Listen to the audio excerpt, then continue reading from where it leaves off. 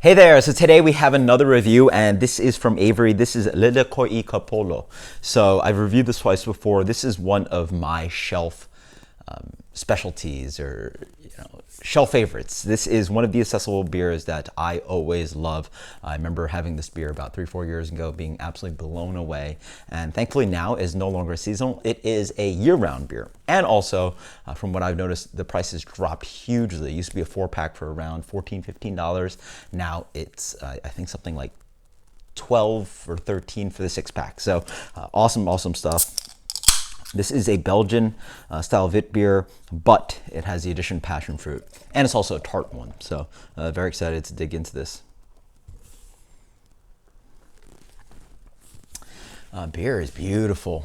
Beer comes in a glowing, wow, that's a very beautiful color. Beer comes in a light to medium gold color, glowing out of the glass, medium plus haze to it. Actually looks just like a beautiful New England style IPA. There's not that complete opaque quality to it, but it also has this vibrant sun set glowing kind of thing to it. Fluffy, beautiful white head. Let's get the aroma.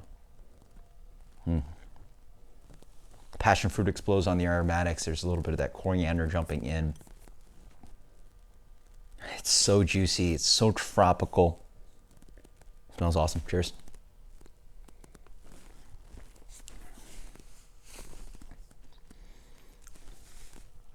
That's good. That's an addictive beer.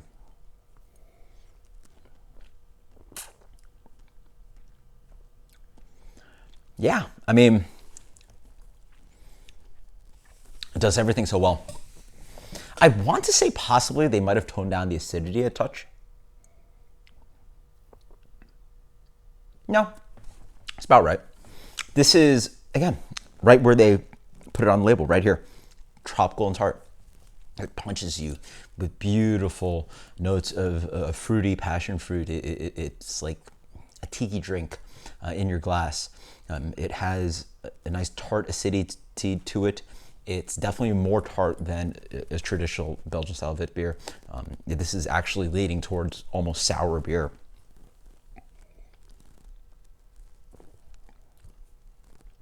The coriander dances in there. I actually don't know if there's curacao orange peel, which is traditional to Belgian Witbier, but the coriander spicing dances in there. There's a fluffy wheat in the middle.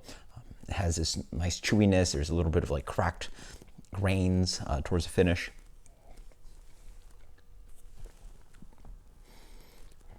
It's wonderfully refreshing. Even though it sort of sings as a fruit beer up front, the acidity helps balance it out so it doesn't stay cloying.